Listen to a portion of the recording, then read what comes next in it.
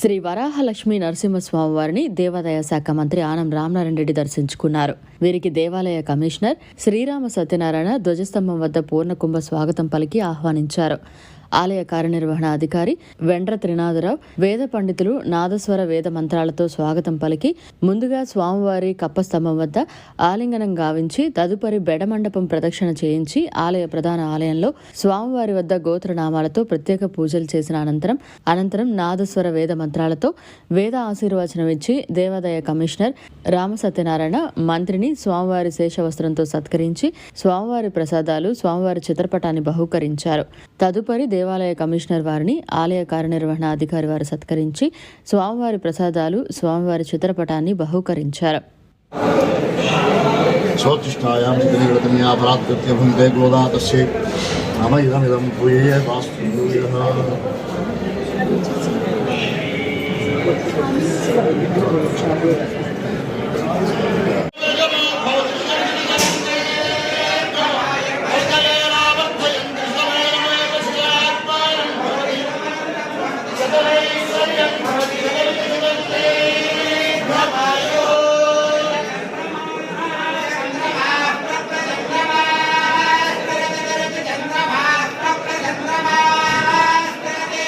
ఒక సమస్య పట్ల గౌరవ ముఖ్యమంత్రి శ్రీ నారా చంద్రబాబు నాయుడు గారు ఈ సమస్యకు ఒక పరిష్కారం తీసుకురావాలి అని చెప్పి ఆయన గతంలోనే ఆలోచించుకున్నారు. ఆ సమస్యను త్వరితగతిన పరిష్కరించాలి, మా ప్రాంత ప్రజలకు న్యాయం చేయాలి అని చెప్పి అన్ని పార్టీలకు సంబంధించినటువంటి శాసనసభ్యులు, పార్లమెంటు సభ్యులు గౌరవ ముఖ్యమంత్రి గారిని కోరడం జరిగింది. వారు గతంలో ఇక్కడికి వచ్చినప్పుడు, ఇటీవల కాలంలో విశాఖపట్నం వచ్చినప్పుడు కూడా ఈ సమస్యకు ఒక పరిష్కారం చూపిస్తామని చెప్పి ముఖ్యమంత్రి శ్రీ చంద్రబాబు నాయుడు గారు ప్రకటించారు.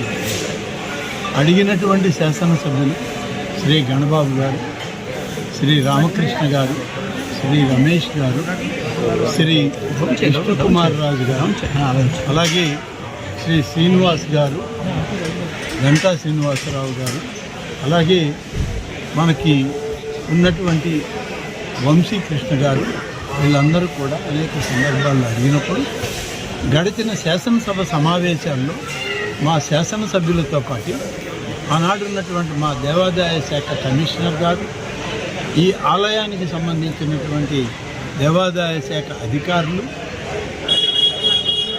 జిల్లా కలెక్టర్ గారితో శాసనసభలో ఒక సమావేశం పెట్టుకుని శాసనసభాపతి శ్రీ అయ్యన్న పాత్రుడి గారి అనుమతితో ఒక కార్యక్రమాన్ని మేము ఒకరికి చేపట్టడం, సమీక్షలు జరిగాయి.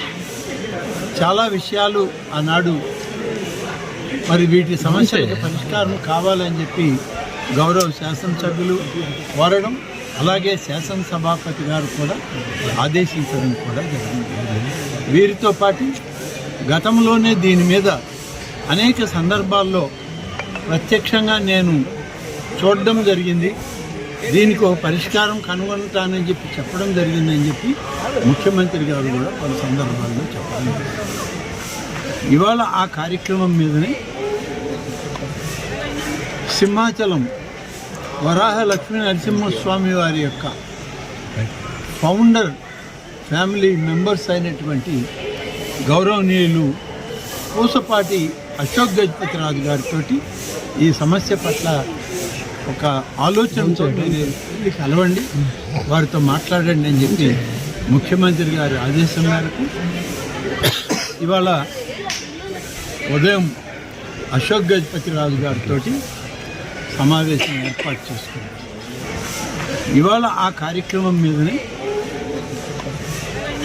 సింహాచలం వరాహ లక్ష్మీ నరసింహస్వామి వారి యొక్క ఫౌండర్ ఫ్యామిలీ మెంబర్స్ అయినటువంటి గౌరవనీయులు పూసపాటి అశోక్ గజపతి రాజు గారితో ఈ సమస్య పట్ల ఒక ఆలోచనతో కలవండి, వారితో మాట్లాడండి అని చెప్పి ముఖ్యమంత్రి గారి ఆదేశం మేరకు ఇవాళ ఉదయం అశోక్ గజపతి రాజు గారితో సమావేశం ఏర్పాటు చేసుకున్నారు.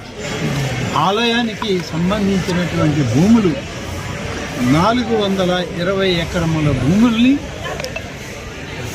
వివిధ సందర్భాల్లో ఆక్రమణలకు గురైంది. ఆక్రమించుకున్న వాళ్ళు భవనాలు కట్టుకున్నారు, ఇళ్ళు కట్టుకున్నారు, రకరకాలుగా దాన్ని వాడుకోవచ్చు. ఇవాళ పరిష్కరించాలి అని అంటే దాన్ని వారి దగ్గర నుంచి ప్రభుత్వం మేము కొనుగోలన్నా చేయాలి, లేదా ప్రత్యామ్నాయం ఈ యొక్క సింహాచల క్షేత్రానికి రాష్ట్ర ప్రభుత్వం కలిసి సహకరించాలి.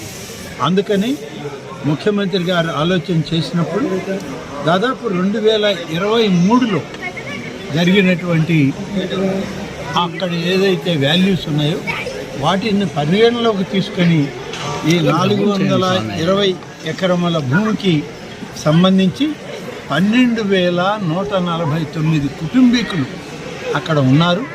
వాళ్ళకి న్యాయం చేయాలనేటువంటిది ప్రభుత్వం యొక్క ఆలోచన. ఈ విషయాలన్నీ కూడా అశోక్ గజపతిరాజు గారితో వారితోటి ఉన్నటువంటి పెద్దలతోటి కూడా చర్చించాం. ముఖ్యమంత్రి గారి యొక్క ఆలోచన చెప్పాం, వారు అన్నీ విన్నారు. వారు కూడా తప్పనిసరిగా మనం దీన్ని కలిసి పరిష్కరిస్తాము, పరిష్కరించడానికి నేను కూడా సిద్ధంగా ఉన్నానని కొన్ని వివరాలు వారు చెప్పడం జరిగింది.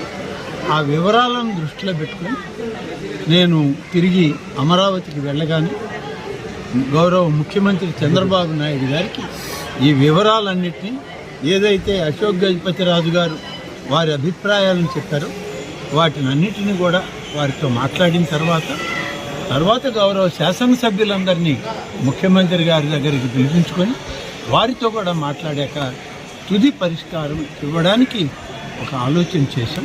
తప్పకుండా త్వరలోనే దీనికి ఒక పరిష్కారం కల్పించి ముగింపు పలుకుతామనేటువంటి మాట మాత్రం ఇప్పుడు నేను చెప్పగలను. దీనిలో వేల కోట్ల రూపాయలు వ్యయం అవుతుంది, ఆదాయం అవుతుంది.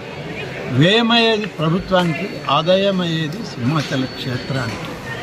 మధ్యలో వీటిని ఆక్రమణదారులుగా ఉన్నవాళ్ళు కూడా కొంతమంది నష్టపోతారు, కొంతమందికి న్యాయం జరిగే పరిస్థితులు ఉన్నాయి. మరిన్ని అప్డేట్స్ కోసం మన HN9 టీవీ ఛానల్ని సబ్స్క్రైబ్ చేసుకోండి.